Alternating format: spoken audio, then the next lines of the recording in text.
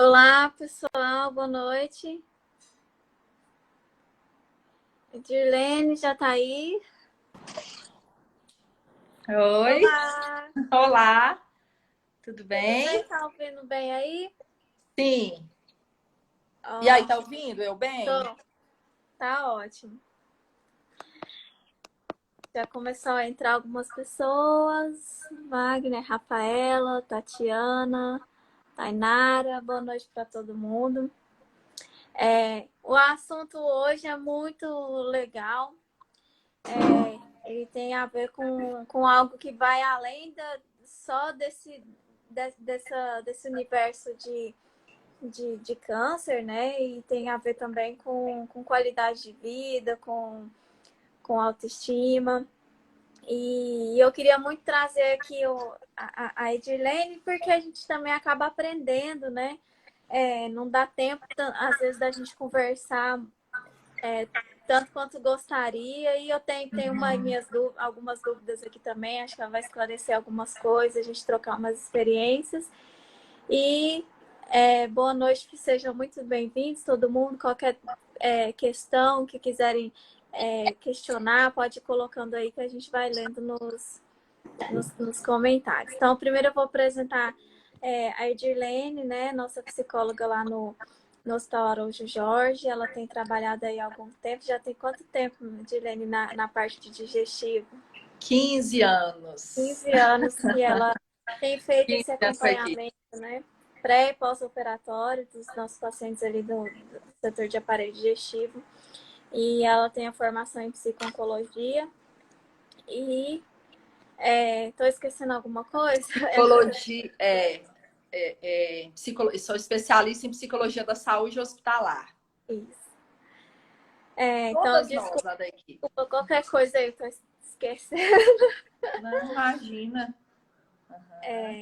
Então, vou começar questionando aqui o que você teria a dizer, Edilene, para alguns pacientes que às vezes pensam que quando a gente encaminha para o psicólogo, a gente está fazendo alguma crítica. É, Quais pacientes se beneficiam da psicoterapia? Isso tem alguma coisa a ver com o tipo emocional? O médico tá querendo dar uma indireta ou nós estamos dentro de um protocolo, de uma rotina de cuidados totais com o paciente? O que você tem a dizer para a gente? sim. Primeiro, boa noite a todos, né? Agradeço muito o convite, doutora Jordana, né? Nós estamos lá juntas, né, no dia a dia, mas é importante nós expandirmos, né, todo esse trabalho que nós fazemos lá dentro do Araújo Jorge, que muitos nem imaginam, né, quantos atendimentos que os pacientes têm direito a ter lá. Não só da psicologia, como vários profissionais, né, da equipe multidisciplinar. Então, é muito importante a gente colocar isso aqui para todos também estarem cientes, né, desse trabalho que é tão importante a gente olhar o paciente como um todo, né, não só apenas a parte física. E isso a senhora faz muito bem, né? Eu vejo que você tem um cuidado enorme, né, com os pacientes, assim, de encaminhá-los. Vários médicos lá da equipe têm, mas você tem um cuidado assim muito especial com os pacientes, né? Mesmo que não há percepção que eles estão fragilizados emocionalmente, ainda assim você às vezes encaminha eles, enfim, para algum trabalho que a gente possa apoiar ainda de forma mais especial, né? Todo o trabalho que você já faz lá no consultório. Então, é interessante essa sua pergunta, né? Porque é algo que emerge demais lá para os pacientes. Acontece o seguinte, quando vocês encaminham o paciente para o psicólogo, alguns ainda têm um estigma, um preconceito muito grande. Alguns acham que é porque psicólogo é para doido, psiquiatra é para doido, né? Eles acham e às vezes até comentam lá quando chega até a mim, mas para o final do atendimento, eles acabam comentando Tem uns assim, que ficam ofendidos, né? Nossa, a médica que é, me mandou para psicóloga. exato. Porque alguns ainda têm esse estigma. A psicóloga é para quem tem depressão ou para quem é doido, ou para quem tem algum transtorno. Não tem a visão que a gente faz um trabalho lá de acolhimento, que a gente faz um trabalho psicoeducativo em torno do tratamento, né? Então, isso que você comentou é muito pertinente. Aí, o que que acontece? Os pacientes chegam até a mim, depois, mais para o final do atendimento, eles ainda comentam assim, nossa, mas foi tão bom e eu nem estava querendo vir, porque eu não tenho depressão, eu não tô doida, ainda tem esses comentários, né? Ou alguns fogem, né? Eu falo com eles que eles fogem, só que aí eu encontro com eles na enfermaria, aí eu brinco com eles assim, eu peguei você a laço, te achei aqui, você fugiu de mim, mas eu vim atrás, né? Então, assim, o que eu percebo lá do seu trabalho, do seu atendimento e de toda a equipe do aparelho digestivo?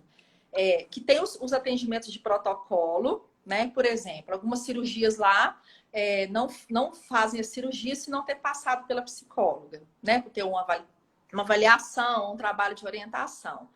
Agora, existe também o olhar de vocês lá em relação... Meu gato... Ai, eu tô com a minha gata aqui também. Amor, vem pegar a gata que ela também vai pular no computador. Pulou na frente. Aí, e tem também aqueles pacientes que vocês percebem que realmente tem uma necessidade, tanto da parte emocional, ou se fragilizam emocionalmente, expressam através do choro, né? Lá na frente de vocês durante o atendimento, ou aqueles pacientes que têm muita dificuldade de entender ou o diagnóstico ou o tratamento proposto pela equipe, por vocês, né? Então, eu percebo que vocês têm esse olhar criterioso nesse sentido. Ou são aquelas cirurgias de reto, o uso da bolsa de colostomia, né? Que são um protocolo de atendimento, né? Do tratamento, ou aqueles que se fragilizam, que se mostram irritados, ou com alguma certa revolta, ou com baixa adesão também. Aqueles com baixa adesão também, vocês encaminham. Não é assim? Olha, eu Eu... gostaria de encaminhar todo mundo. Nossa, Mas eu sei que não, que ficaria impossível, né? O é, serviço seria infinito. E exato. muitas vezes a gente não consegue lá no consultório dar tanta atenção a detalhes que Sim. uma visão diferente, né? Um olhar do diagnóstico. Porque Uhum. quando o paciente senta ali na nossa frente, nós vamos olhar exames e vamos olhar exame físico, ver Sim, exames e falar de tratamento, de cirurgia, né?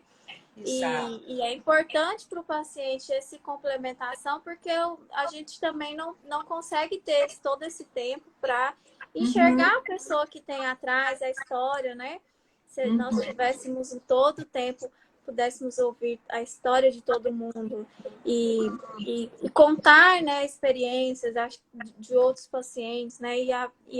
Acho que esse olhar do psicólogo, né, do especialista, para justamente mudando um pouquinho e focando em questões como desejo de melhorar, vontade de voltar à vida como saudável, né? Ou Uhum. vontade de se submeter ao tratamento, a credibilidade no tratamento, na equipe, o que já foi feito outras vezes, né? A experiência do hospital. E como vai ser essa orientação de calma, nós vamos estar aqui, a gente vai acompanhar, né? Eu acho que é muito importante, eu vejo muita diferença na recuperação dos Uhum. pacientes que acatam a nossa recomendação de passarem em avaliação pré-operatória.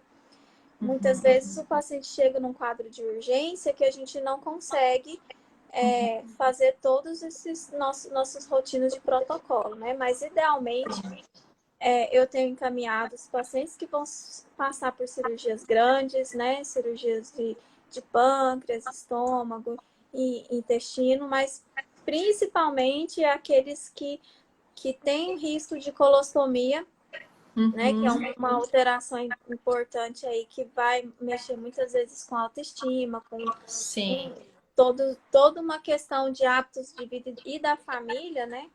Que a sim. gente acha que precisa. É, o ideal é que sempre passassem, né? É. Então, sobre essa demanda de paciente, nós lá da equipe, a gente realmente não dá conta de abraçar essa demanda, né? Até porque o tempo de atendimento do nosso é direcionado a, no mínimo, 50 minutos, 1 hora, às vezes extrapola quando às vezes o atendimento de primeira vez chega a extrapolar e até 1h30, 1h20 de atendimento, né? Então, a nossa agenda realmente não comporta. Seria, assim, um sonho, realmente, né? Se todos aqueles pacientes passassem por nós.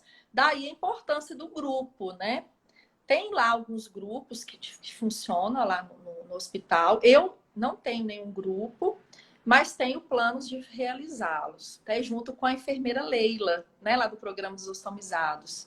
Nós já traçamos esse projeto já algumas vezes, quando a gente estava já engajada para realizar, veio a pandemia, que a gente acabou que não deu sequência, né?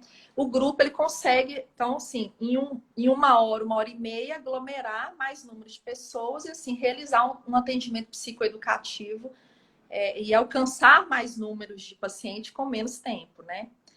Mas, enfim, quando nós estamos, então, fazendo o atendimento individual, aí vai ter realmente esse olhar criterioso de vocês, ou também, às vezes, do próprio paciente, da própria família. Quando sabem do nosso trabalho, não precisa ter necessariamente o encaminhamento de vocês, médicos, né? Lá da equipe. Eles podem chegar e bater lá na porta e falar, eu quero um atendimento, né? Ou percebo, geralmente a família que procura mais, percebo que o meu pai ou meu irmão, enfim, necessita de um apoio emocional, de um apoio psicológico. Então, a gente também realiza dessa forma, né? Agendamentos presenciais e agendamentos por telefone. Mas quando é encaminhado por vocês, a grande parte que eu observo, eles vão, né? Principalmente quando às vezes frisa, olha, com atendimento psicológico, sem o atendimento psicológico não vai ter cirurgia. Aí eles vão. Olha, o pessoal está perguntando aqui, estatística de quantos pacientes precisam de apoio.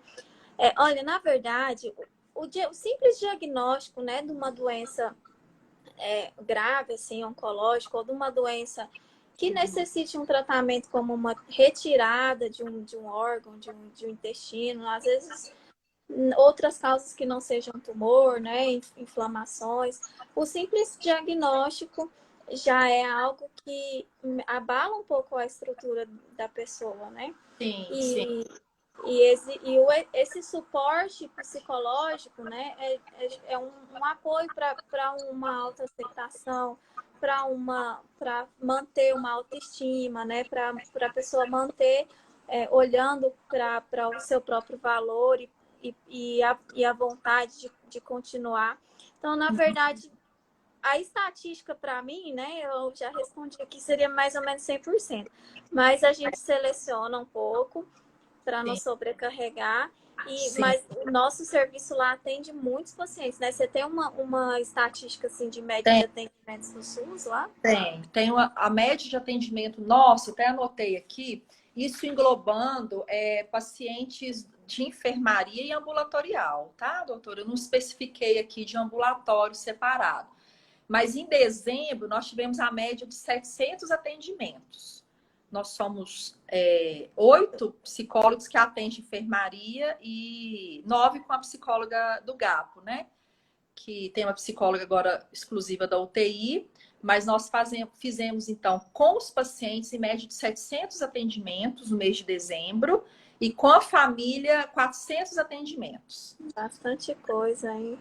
De dezembro. Janeiro caiu um pouquinho. Assim, em relação à pandemia, reduziu um pouco os atendimentos. Aqueles pacientes que estão, assim, indo realmente de forma Presencial, né? emergencial ao hospital. Né? Aqueles que estão fazendo o acompanhamento de 6 em 6 meses, aquelas revisões, às vezes eles estão focando mais no atendimento médico para não estar expondo tanto. Então, no ano passado, nós tivemos uma queda nos atendimentos. Ó, o pessoal está dizendo aqui, Edirlene sempre maravilhosa em tudo que faz. Concordo. Assunto muito importante. Parabéns. Eu acho muito Obrigada. importante assim, a gente ter essa proximidade, né? Muitas vezes a Edilene até interrompe o atendimento dela e vai lá nos procurar. Olha, estou atendendo agora um paciente, Uhum. alguma dor, alguma coisa. E engraçado, Às vezes você vem me dizer que o paciente está com alguma dor, mas eu acredito que os pacientes que estão fazendo um acompanhamento sentem até menos dor, né? Existe alguma relação que você observa com sintomas, uma percepção de adequação do tratamento dos pacientes que fazem corretamente aí o pré e pós-operatório com a psicologia? Sim, assim, eu tenho relatos, sim, e já tem estudos, né? Na literatura já é comprovado que pacientes que estão fazendo acompanhamento psicológico, algum tipo de acompanhamento extra, né, com o médico, tem alguma redução de dor, sim. Principalmente porque ali é um ambiente que eles vão poder expressar as emoções, os sentimentos, o que eles estão sentindo, porque a dor não é só física, a dor é emocional também, né? Então, um anda concomitante com o outro. Então, alguns pacientes relatam isso, sim, principalmente aqueles que aderem mais ao atendimento psicológico, que vão mais de uma vez. Eles relatam que conseguem dormir melhor, que conseguiram ter uma tarde, por exemplo, após o atendimento, de maior relaxamento, né? Porque eles conseguiram expressar o que eles sentem, né? Então, reduz a tensão física, né? Porque fica muito tenso, mesmo por causa das dores reais da própria doença, de um pós-operatório, mas aquelas dores também que vêm por causa dos pensamentos, né? Então, pode se somatizar pensamentos, podem se somatizar dores em função de tudo ali que eles estão vivenciando, né? E tem muitas fantasias também em torno, né, do tratamento, em torno do diagnóstico, enfim. Mas, assim, isso já está na literatura, que realmente há redução, né, daqueles pacientes que fazem atendimento sistematizado e aqueles que gostam de serem escutados, né, ou ter algum tipo de intervenção, algum tipo de orientação. Com certeza. E aqueles que estão internados também, não só os que vão ao consultório, né, com agendamento ambulatorial, os que estão internados também, quando recebem um apoio da psicologia, eles se sentem mais tranquilos, a família dá, se sentem escutados, né? Porque você frisou muito bem que por mais que vocês dispõem de um tempo, mas é muita coisa que vocês já têm que englobar, né, doutora? Assim, então já tem os exames para olhar, já tem o que vocês têm que indicar, a proposta de tratamento, se vai fazer mesa redonda ou não, se vai fazer químio primeiro ou não. Todo esse olhar já é muita coisa, né? Então, por isso que nós fazemos esse trabalho, então, né? Estudamos para isso, né? Nos especializamos para isso, para fazer essa escuta, esse acolhimento dos pacientes. Então, perguntando aqui em qual proporção existe uma redução no tempo de recuperação. A minha percepção é que altera muito as complicações. O paciente que já chega com medo, é como se a gente tivesse como um sinal de alerta, assim, aquele paciente que está com muito medo, que a família não tá bem conversada, aquela família, às vezes, que existe um aspecto de segredo, né? Aquilo de, não conta para o paciente que é um câncer, ou o contrário, o paciente não conta para minha filha, que ela vai ficar preocupada, né? E aqueles pacientes que a gente percebe que vêm muito sozinhos, o paciente que se preocupa em excesso, né? Esse paciente ele acaba realmente apresentando mais complicações, né? É como se aquilo que ele mais tem medo aumentasse a chance de acontecer. E eu acho que a psicologia ela muda muito isso, né? Nós temos muitos pacientes que são operados e que não têm complicações, ou que têm complicações, mas rapidamente se recuperam, né? E a psicologia junto, eu acho que faz toda a diferença. Você teria alguma coisa para acrescentar disso? Sim. Eu falo para os pacientes sempre. É uma frase que já virou um jargão para mim. Família é um outro remédio. Então, aqueles pacientes que têm mais apoio da família, que são mais acolhidos, né? E que consegue ter esse espaço também de troca de informação, não só conosco, né?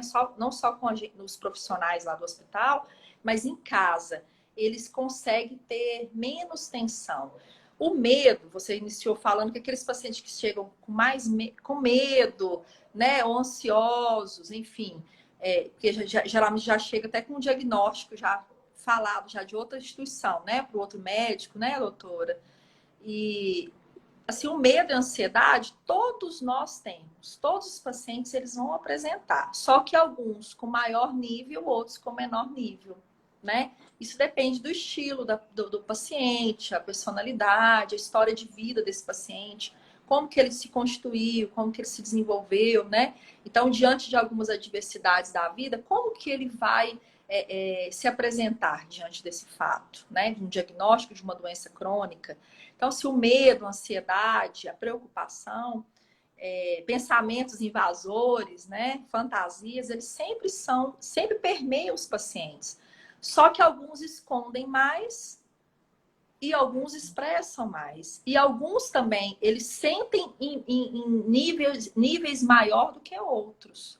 Mas então, por isso que eu falo para os pacientes, um outro remédio, além da cirurgia, além da quimioterapia, de todos os tratamentos que são propostos, esse apoio da família é fundamental. Esse espaço para o paciente poder falar o que eles sentem, né?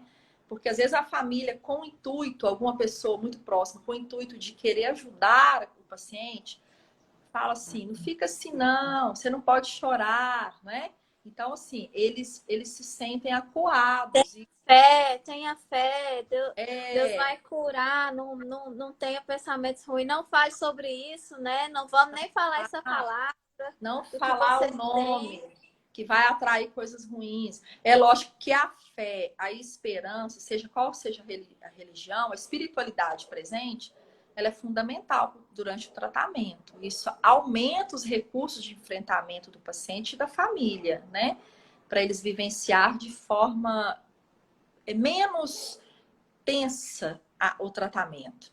Então, se a fé, a esperança, ela tem que sempre caminhar junto, né? Mas não colocar isso à frente de forma que, se o paciente chora, ou se ele tem alguma queixa, né? Se ele comenta, né? Se ele expressa o que ele está sentindo com seus entes queridos, com a sua família, que ele não possa falar isso, se ele for podado a isso. Isso é muito comum naquelas famílias que fazem o pacto de silêncio, né? Que é chamado assim o pacto de silêncio. Então, assim, a família sabe do diagnóstico, até tem noção do prognóstico, mas para preservar o paciente, para não levar sofrimento para o paciente, eles ficam caladinhos e não expressam o que está sentindo. E da mesma forma, o paciente também, para não levar preocupação para sua família, ele às vezes fica caladinho, sofre caladinho ou chora escondido, para não levar essa preocupação para sua família. Aí fica aquele Eu tenho para mim que não tem jeito desse segredo ser real. Ele é um segredo assim ilusório. Subtendido, Porque eu subtendido. acho que o paciente que chega ali, ele sabe que tem uma coisa errada acontecendo. Ele tá sentindo dor, ele tá ali porque ele tá sentindo alguma coisa. Uhum. E ele tá ali, ele tá pensando, ninguém tá querendo me dizer o que eu tenho e eu tô aqui sentindo mal, vão me operar, vão me dar quimioterapia, eu acho que tá todo mundo me enganando. E eu penso que... E do outro lado também, né? A família, meu pai, minha mãe tá tratando aqui com esse médico especialista em oncologia e não tá me dizendo a verdade do que ele tem. Então, acho que essa fuga, né, dessa realidade muitas vezes impede as pessoas de vivenciarem um momento juntos, De troca. né? Isso, de troca, né? De profundidade. Mas nós sabemos que isso não é fácil, né? Quando se há amor, né? Entre eles, há amor, pai para filho, os cônjuges, né?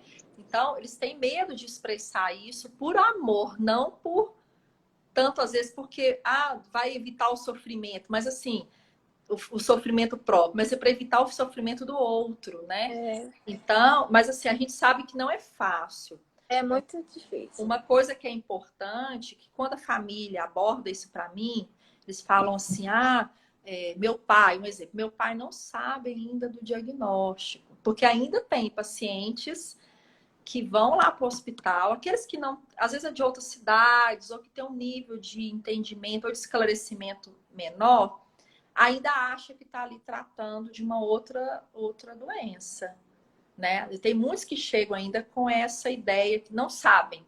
Aí quando a família me aborda sobre isso, como que a gente pode fazer, abordar esse assunto? Eu sempre oriento.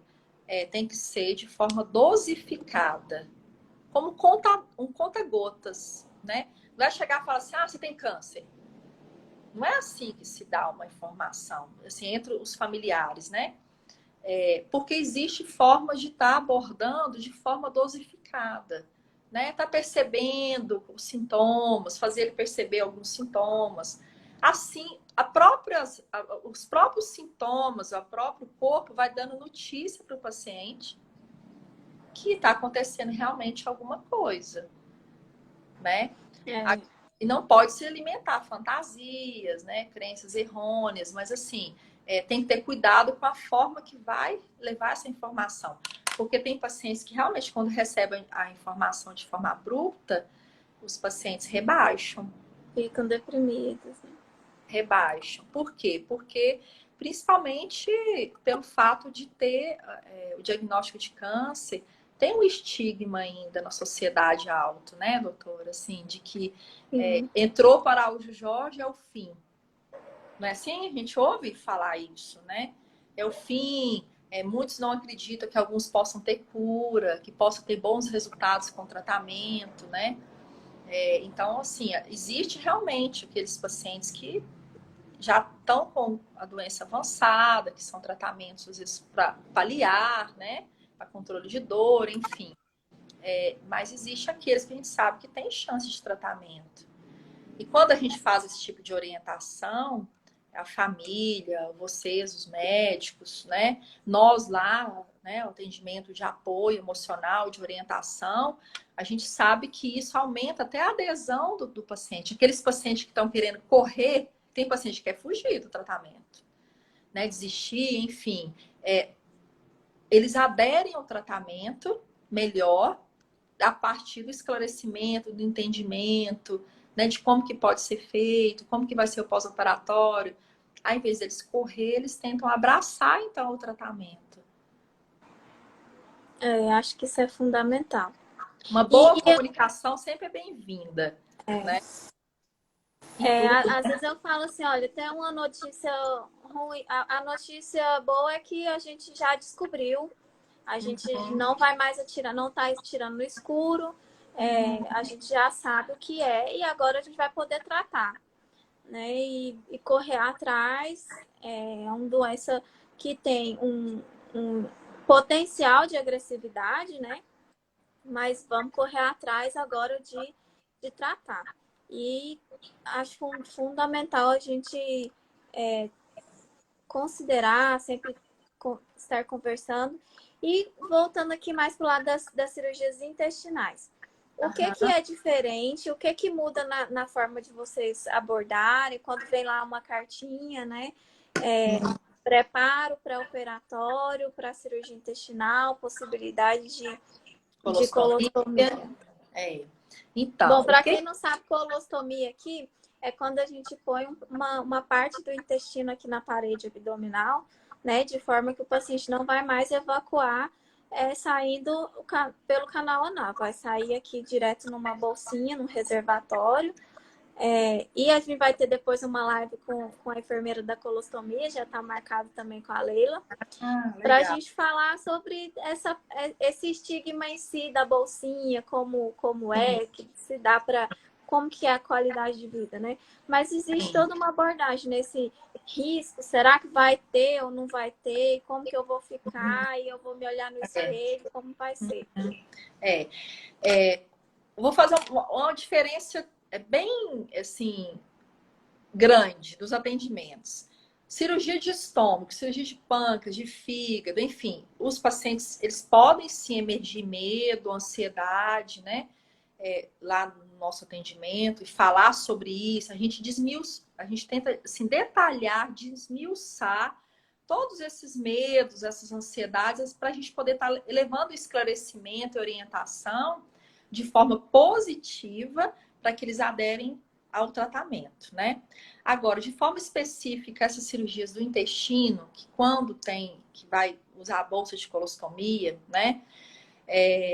Aí já muda, porque além de todo esse acolhimento que é feito, né, por mim, de apoio emocional, de orientação, eu faço um trabalho psicoeducativo com materiais para eles entenderem o que é a bolsa. Eles não vão só ouvir eu falar, eles vão verem, eles vão ver, eles vão pegar o material. A gente tem um material lá que a gente entrega para os pacientes, né?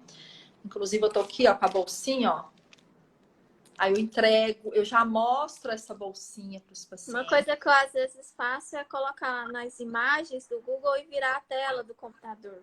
Sim. Aí a gente escolhe que tem muitas fotos horríveis. Pessoal, horrível, mas tem as fotos de pessoas que vivem bem, assim, que tem que assim é uma troca, né? Os pacientes que precisam da bolsa. Às vezes a bolsa é o que possibilitou o menor risco de vida e a troca por a dor que ele tinha, né? Pelo o tratamento da doença. E eu costumo mostrar para não ser aquele susto, né? Ó, mostrar antes, né? E eu sei que vocês fazem esse trabalho também com detalhes. Com detalhes, né? Então, no primeiro atendimento, a gente fala o atendimento de preparo psicológico para a cirurgia, né? Primeiro atendimento, esse paciente ele vai ter um espaço para ele falar dos seus medos, de como que ele tá, né? Das dúvidas que ele tem da cirurgia, enfim. Se eu avalio que esse paciente, no primeiro atendimento, ele já está apto emocionalmente, ele pode já ouvir orientações como ver a bolsa, ver fotinhas, né? Eu explico também, ó, ideia de uma ex-estagiária minha, isso aqui, Maria Clara, que tá aí na live. Esse trabalho aqui que eu mostro, muitos não sabem o que é intestino, né? Eu explico também. Muitos não sabem. Muitos. Ué, tá dando um problema na voz? Vou repetir, tá. Meu marido trouxe o celular e tá um entrando no outro. Ah, então muitos não sabem o que é o intestino, o que é o intestino fino, o que é o intestino grosso, estômago, pâncreas, fígado. Eu gosto de mostrar. Muitos nem têm noção. O que é reto? Geralmente eu falo. Você sabe o que é o reto? Principalmente quando vai fazer a retossigmoidectomia, né? A cirurgia do reto, com ou sem o uso da bolsa, né? Geralmente do reto a maioria usa, né, doutora? Mas assim, eu gosto de mostrar. Sabe o que é o reto? A maioria não sabe o que é o reto. Que é a parte final do intestino, onde as fezes já estão prontas, né? Aí explica que o reto baixo, reto médio, reto alto, sigmoide, né? Toda essa parte do intestino, para eles entenderem que, olha, que seu nódulo está mais ou menos aqui, quando vocês descrevem lá o sigmoide e tal. Então, isso que eu falo de um trabalho psicoeducativo. Quando eles conseguem visualizar essa figura, que é uma figura que não é chocante, é uma figura simples, mas que esboça para eles já, então, a anatomia do nosso intestino, né? Ele já tem uma noção, então vai ser aqui, a quantos centímetros será que tira? Aí eu explico da margem de segurança, né, que é feita, enfim. Então, no atendimento para um preparo de cirurgia com uso de colostomia, eu faço esse trabalho de educativo maior, porque é uma coisa muito nova na vida deles, né? Então, muitos chegam lá, nem sabem como que é. Muitos chegam achando que é aquele coletor de urina da sonda.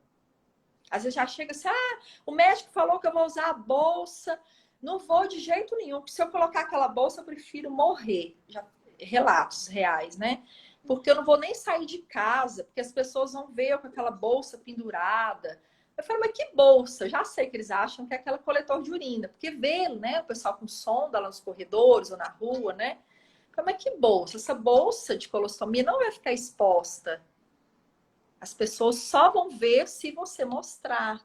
Aí, quando eles começam a entender, então essa bolsa pode ficar debaixo camisa do homem, ou do vestido, né, da mulher, enfim, que ela pode ter um manuseio de forma que ela vai ficar menos perceptível na vestimenta, aí eles já começam já a ter um melhor olhar e melhor aceitação para a bolsa. Depois também que eles veem tudo, eu faço as explicações, mostro fotos, nós temos a cartilha também, né, da mulher ostomizada. A gente não tem do homem, mas eu entrego para os homens também, doutora. Eu só falo assim, olha, a única diferença é que é as roupas das mulheres. Eu ainda brinco às vezes com alguns homens assim, aí vocês vão ver algumas moças bonitas aqui, né, utilizando a bolsa, estão aqui na praia, mostrando que pode ter vida. Quem fez a cartilha é a Damares, né, que ela é ostomizada há 21 anos, foi nossa voluntária no hospital. Inclusive, eu estou chamando ela, doutora, para fazer alguns atendimentos junto quando ela pode. Ela vai até quinta-feira agora atender junto comigo 3 pacientes. Um paciente lá de vocês, inclusive, é 40 anos que ele tem, ele vai fazer o fechamento, a amputação do reto, né? Então, aí eu pedi para ela ir lá. Então, esporadicamente, ela vai, depois dos meus atendimentos individuais, ela vai para poder mostrar que ela tem vida social, laboral, sexual com o uso da bolsa. Então, a cartilha dela tem várias fotos aqui dentro, né? E aí isso já traz ânimo para os pacientes e melhor entendimento que eles possam. Aí tem fotos dos pacientes na praia.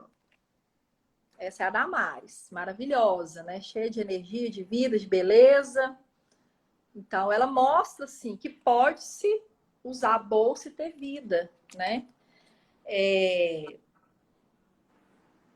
Então, assim, o meu trabalho lá principal, alguns falam assim, você vai convencer o paciente? Eu falei, não é convencer. Eu oriento o paciente, a partir das orientações psicoeducativas, eles vão ter melhor entendimento, né? Até eles vão para casa, depois eles voltam, né? Com todo esse material que eles vão fazer uso, eles voltam depois no retorno com melhor entendimento, digerir melhor a proposta que é feita, né, por vocês de cirurgia, né, do uso da bolsa. Então eles começam a perceber que o uso da bolsa ninguém quer. Se for falar quem que quer, né, usar a bolsa, ninguém quer.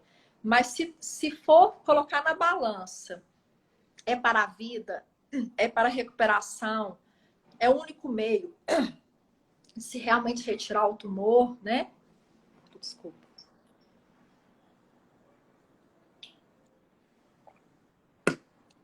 Aí quando eles começam a perceber que através do uso da bolsa pode-se ter vida, por isso que o slogan da cirurgia de ostomia é ostomia, cirurgia da vida.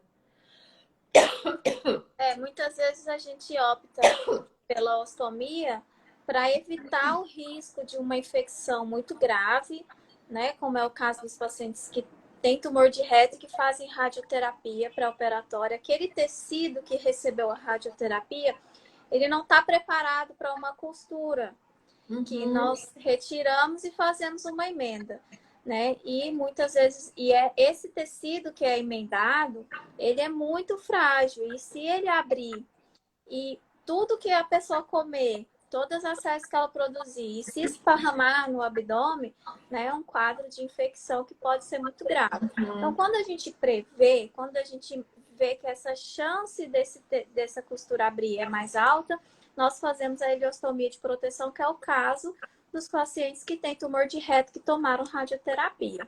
Né? O nosso serviço tem, por rotina, a gente fazer sempre a ileostomia nos pacientes que tomaram rádio. E às vezes o tumor que está mais avançado, que está infiltrando outros órgãos e que eu preciso levar esse paciente logo para a quimioterapia, senão ele tem risco de metástase, ele tem risco de progredir a doença enquanto ele se recupera de uma infecção ou de um agravamento, né? Então, a gente põe na balança várias coisas. Não, peraí, o paciente vai sobreviver, tem mais chance de sobreviver se eu fizer a bolsa. Ele tem menos risco de complicar. Então, a gente coloca e pesa na balança todos esses riscos, Ou aquele paciente que a princípio não tinha não parecia ter um risco tão alto e teve alguma complicação. A gente às vezes dá uma chance para a costura e se ela abrir, vai acabar precisando da bolsa de colostomia, né? Em alguns casos é de forma reversível e outros não. E o trabalho da psicologia em a pessoa entender que ela tem o mesmo valor, de que ela é amada da mesma forma. E aquilo não torna, que aquela bolsinha não torna ela de forma nenhuma inferior às outras pessoas e nem indesejada, né? Muitos têm a impressão de que vou ficar fedendo, ninguém vai querer ficar perto de mim, né?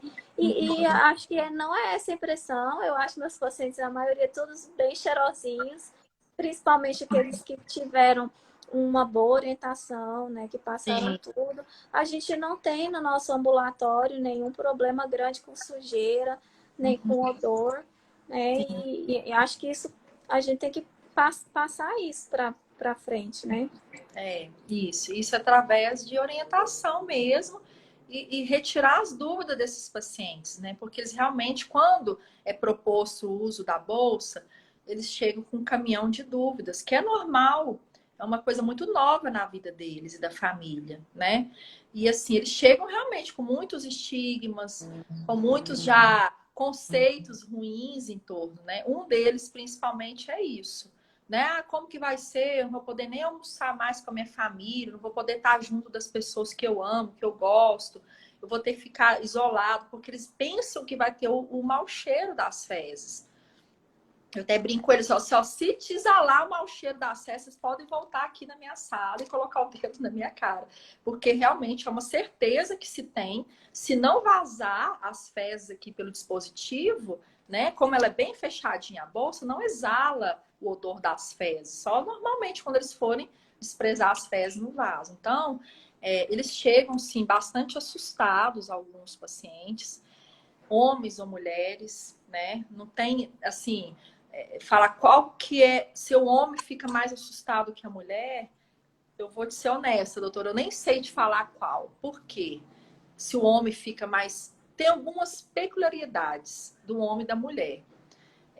Mas a maioria chegam já pensando que realmente os da bolsa eles vão deixar de viver, que eles não vão poder sair de casa, que eles não vão poder fazer nada, vão ter que ficar só de repouso.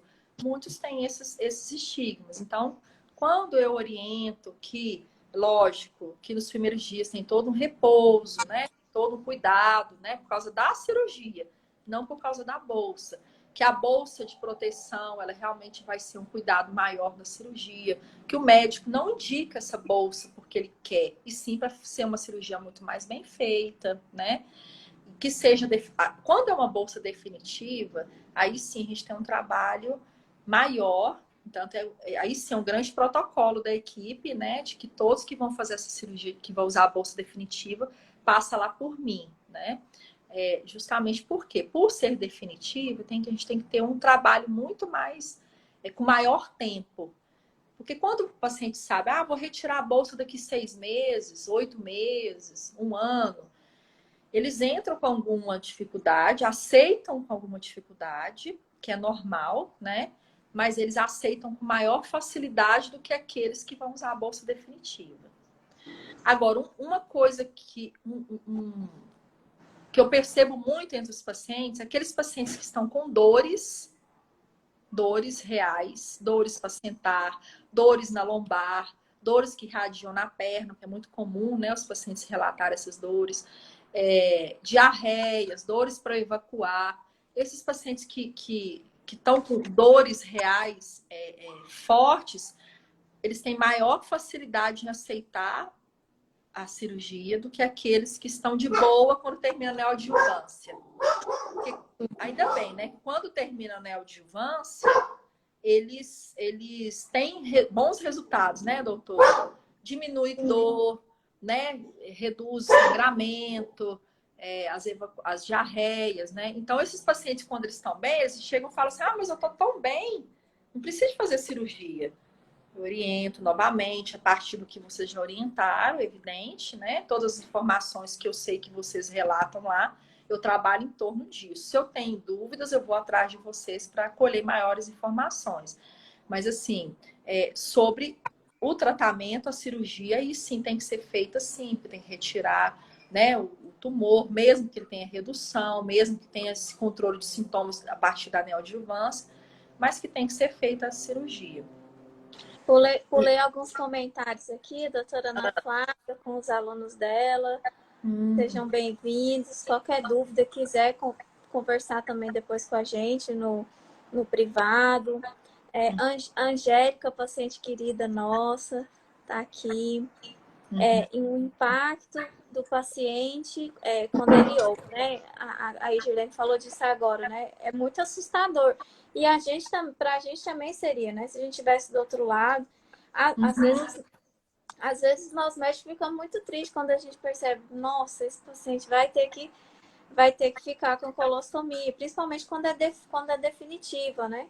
Mas Sim. aí a gente pesa, né? Nós estamos aqui para oferecer tratamento para aquele tumor que está causando dor, que está sangrando, né? Que às vezes está com abscesso, saindo pus, né? E às vezes o odor do próprio tumor em si muito pior, né? Do que quando tem algum vazamento da bolsa. Sim. Sempre mostro para as pacientes também a cartilha, a Amanda colocou aqui.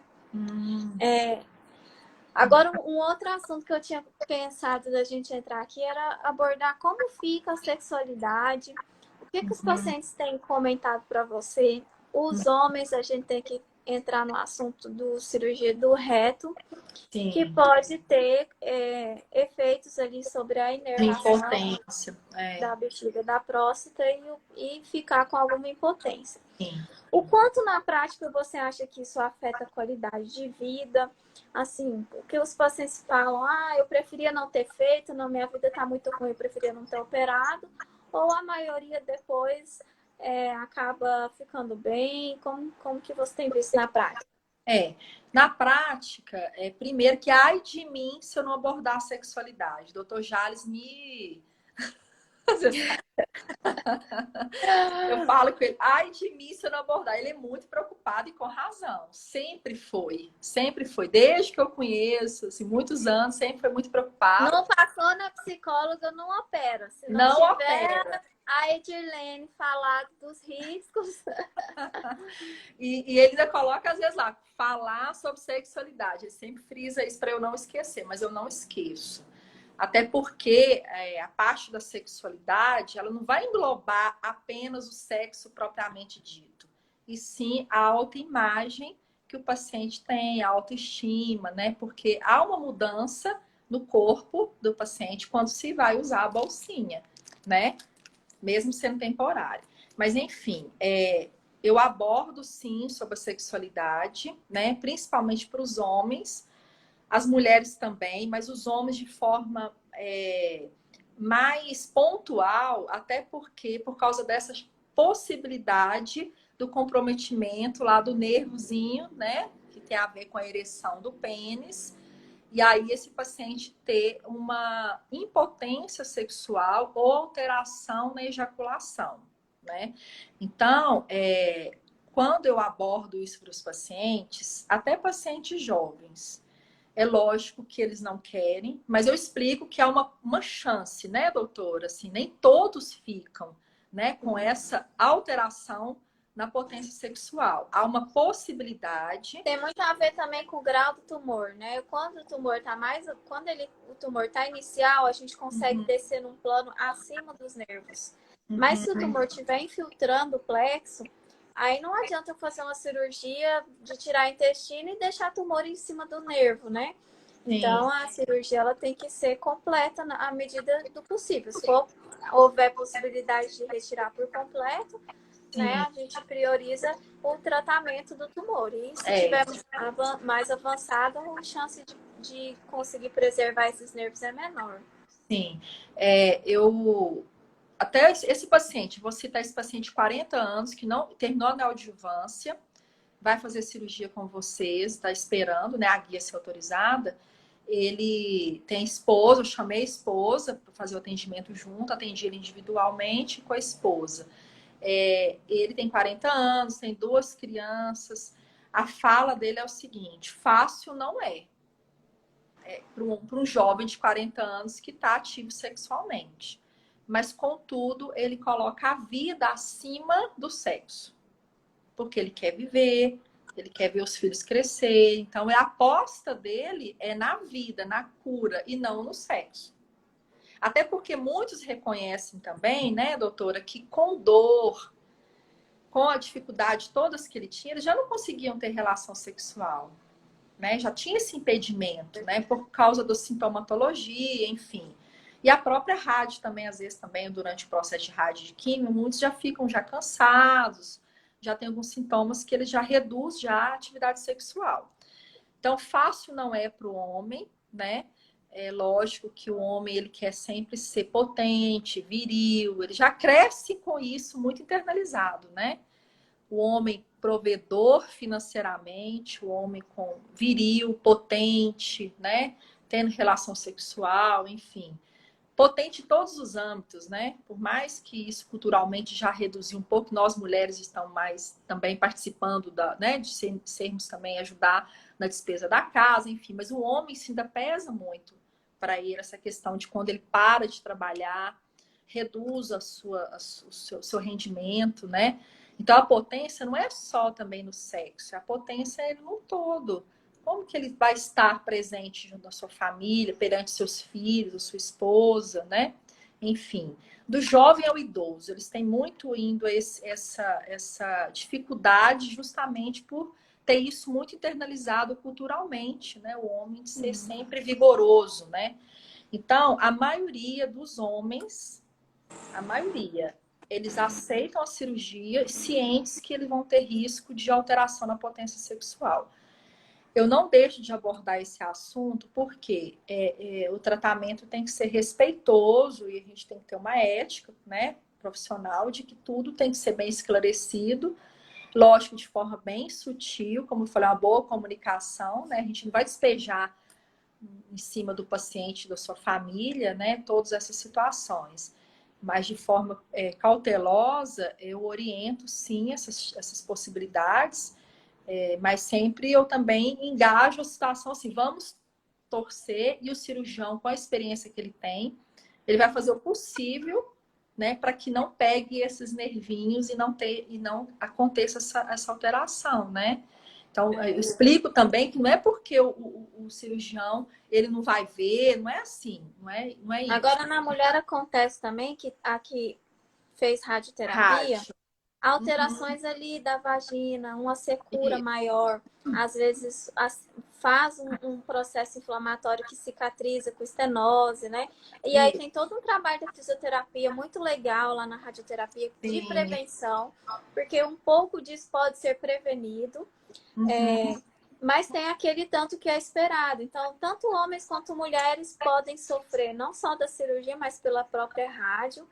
E alguns remédios da quimioterapia que têm efeitos aí na alteração da sensibilidade, né? Na neuropatia, até dor periférica, que acaba comprometendo, né? E eu acho que até a psicologia poderia entrar mais também, porque às vezes o paciente que faz só rádio, ele não vai para a psicologia sempre como aquele da cirurgia, né?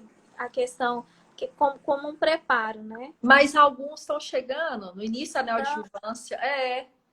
Estou com uma paciente que eu acompanho ela desde o ano passado, no início da neoadjuvância, ela já nos procurou. Porque aí, quando eles sabem do tratamento, ou quando vocês orientam ele já na proposta de neoadjuvância, ele já procura psicologia. Aí eu faço orientação, preparo para rádio e químio, explico sobre essas possibilidades de reações que são esperadas, que podem acontecer da rádio e da químio. E depois eu peço de forma obrigatória que eles voltem até mim no término da neoadjuvância para o preparo para a cirurgia.